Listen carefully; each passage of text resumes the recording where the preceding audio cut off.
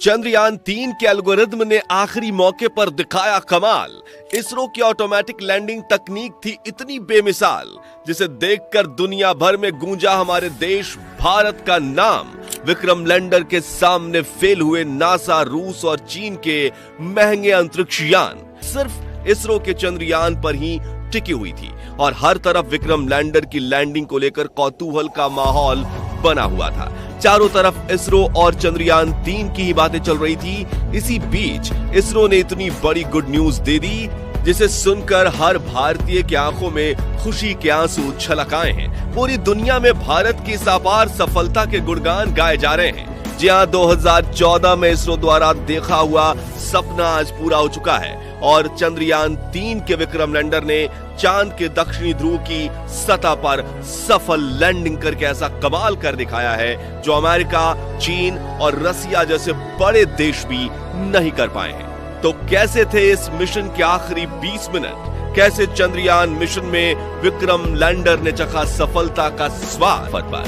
दोस्तों, 23 अगस्त के दिन पूरे भारत में टेंशन का माहौल छाया हुआ था और जैसे जैसे शाम करीब आ रही थी, हम सभी की धड़कनें तेज होती जा रही थी, क्योंकि इसी शाम चंद्रयान-3 की लैंडिंग होने वाली थी।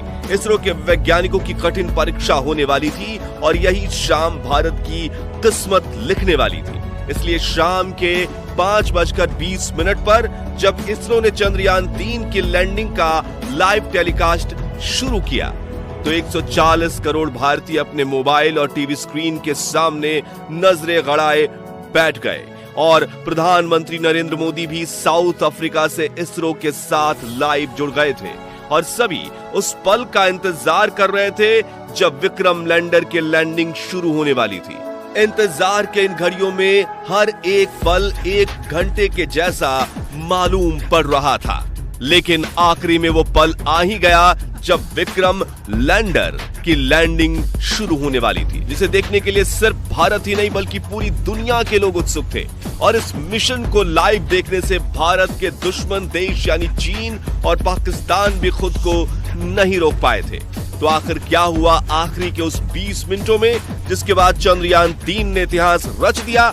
जानने के लिए चलिए चलते हैं विक्रम के साथ मून लैंडिंग के इस रोमांचक सफर पर। तो शाम के करीब 5:44 पर चंद्रयान-3 अपनी कक्षा में लैंडिंग की तैयारी करते हुए 6048 किलोमीटर प्रति घंटे की रफ्तार से दहाड़ते हुए आगे बढ़ रहा था। तभी इसरो के मिशन ऑपरेशन कॉम्प्लेक्स में बैठे चीफ एस सोमनाथ ने आखिरी बटन दबाया और इसके ALS यानी ऑटोमेटिक लैंडिंग सीक्वेंसेस को एक्टिवेट कर दिया। यानी कि अब विक्रम लैंडर अपने आप खुद को कंट्रोल करने वाला था और इसरो के वैज्ञानिक बैठकर बस इस खूबसूरत नजारे को निहारने वाले थे। तो इस कमांड के बाद विक्रम लैंडर ने तुरंत अपना कमाल दिखाना शुरू किया और अपनी ऑर्बिट छोड़ते हुए चांद की तरफ बढ़ने के पहले चरण की ओर निकल पड़ा। Rough breaking phase. दोस्तों, लैंडिंग के इस पहले पड़ाव में विक्रम लैंडर ने 30 किलोमीटर की ऊंचाई से चांद की सतह की तरफ बढ़ना शुरू किया और धीरे धीरे गोल चक्कर लगाते हुए ये नीचे उतरने लगा।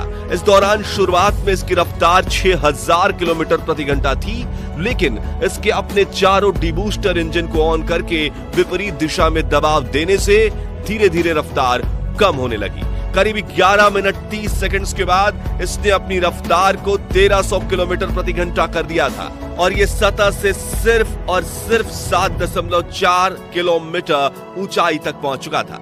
इसके साथ रफ ब्रेकिंग फेज का अंत हुआ। Altitude hold phase. अपने लैंडिंग मिशन के इस पड़ाव में चंद्रयान-3 के विक्रम लैंडर ने 2 महत्वपूर्ण काम किए, जिसमें से पहला था लैंडिंग में सहायक कारा और लासा सेंसर्स को ऑन करना और दूसरा था चांद की सतह से अपनी ऊंचाई को कम करते हुए 6.8 किलोमीटर तक लाना। ये दोनों काम करने में इसे महज 10 सेकंड्स का समय लगा। Fine braking phase. दोस्तों, लैंडिंग का ये तीसरा पड़ाव चंद्रयान-3 की सफलता के लिए बेहद महत्वपूर्ण था, लेकिन आपको ये जानकर खुशी होगी कि चंद्रयान-3 ने इस पड़ाव को चुटकियों में पार किया। जी हां, इस पड़ाव में चंद्रयान-3 के विक्रम लैंडर ने न सिर्फ अपनी पोजीशन को हॉरिजॉन्टल से वर्टिकल किया, बल्कि ऊंचाई को भी 6.7 किलोमीटर से 800 मीटर तक कर दिया। और इस पड़ाव के अंत में विक्रम लैंडर की वेलोसिटी यानी रफ्तार 0 हो चुकी थी। मानो ऐसे कि वो चांद की सतह के ऊपर बाहुबली की तरह सीना ताने स्थिर खड़ा हो। इस तरह 3 मिनट में फाइन ब्रेकिंग फेज पूरा हुआ और अगले 20 से 22 सेकंड्स इसी स्थिति में खड़े रहने के बाद इसने चांद की तरफ जाने के लिए अपना आखिरी पड़ाव में एंट्री ले ली, वर्टिकल डिसेंट। 800 मीटर की ऊंचाई पर शुरू हुआ यह पड़ाव अब चांद की सतह को छूकर विजय पाने पर पूरा होने वाला था, जिसके लिए पूरे भारत में उत्सुकता का माहौल बना हुआ था। हर तरफ चंद्रयान 3 की सफलता के लिए प्रार्थना की जा रही थी। मिशन के इसी चरण में विक्रम लैंडर धीरे धीरे आगे बढ़ते हुए सतह से 150 मीटर की ऊंचाई पर पहुंचा और इसने अपने 4 में से 2 इंजन बंद कर दिए। इस दौरान इसकी रफ्तार फिर से 0 हो चुकी थी और ये फिर से 22 सेकंड्स के लिए चांद के पतले वातावरण में होवर करने लगा यानी तैरने लगा।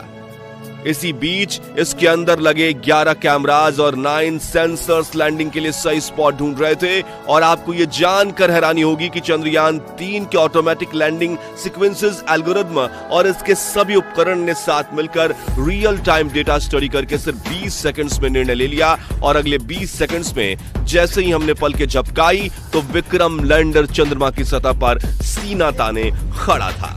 इस ऐतिहासिक जीत से, जिससे पूरा भारत तालियों की गड़गड़ाहट से गूंज उठा और हर तरफ उमंग और उल्लास का माहौल बनने लगा, लोग एक दूसरे को बधाइयां देने लगे। भारत के दुश्मन भी इसरो की इस अपार सफलता को देखकर जलकर राख हो गए। दोस्तों, चंद्रयान 3 की ये जीत भारत के लिए इतनी ऐतिहासिक इसलिए थी क्योंकि इस मिशन के साथ भारत ने वो कर दिखाया जो पूरी दुनिया का कोई देश नहीं कर पाया। जहां विक्रम लैंडर ने चांद के उस दक्षिणी ध्रुव पर लैंडिंग कर ली जहां जाने की हिम्मत नासा, रूस और चीन भी नहीं कर पाया। यानी इस कामयाबी के साथ भारत दुनिया का वो पहला देश बन चुका है जिसने चांद के दक्षिणी ध्रुव पर फतेह हासिल की है। इतना ही नहीं दोस्तों, आपको यह जानकर गर्व होगा कि जहां नासा के अपोलो 11 मून मिशन का बजट 3000 करोड़ रुपए था, रूस के हाल ही में फेल हुए लूना 25 का बजट 1600 करोड़ रुपए था। वहीं चीन के चांग ई मिशन का बजट भी 2000 करोड़ के पार था। इसरो ने वही काम सिर्फ 615 करोड़ में करके दिखाया है। इसलिए दुनिया भर की स्पेस एजेंसीज में इसरो के नाम की जय जयकार हो रही है। वहीं अमेरिका, रूस और यूरोप जैसी स्पेस एजेंसीज जो शुरुआती दिनों में इसरो की तरफ देखती तक नहीं थी, वो सभी स्पेस एजेंसीज आज इसरो के साथ स्पेस मिशन करने के लिए लाइन लगाकर खड़ी हैं। सोचिए, इससे बड़ी गर्व की बात आखिर क्या हो सकती है। साथियों, चंद्रयान 3 मिशन की सफलता को देखकर साउथ अफ्रीका में बैठे प्राइम मिनिस्टर नरेंद्र मोदी भी खुशी से गदगद हो गए थे और उन्होंने अपने भाषण में इसरो के वैज्ञानिकों की जमकर प्रशंसा भी की। साथ ही उन्होंने इसरो के वैज्ञानिकों को बधाई देते हुए कहा कि आज के दिन हर भारतीय अपने घर में उत्सव मना रहा है क्योंकि भारत अब चंद्रमा पर है।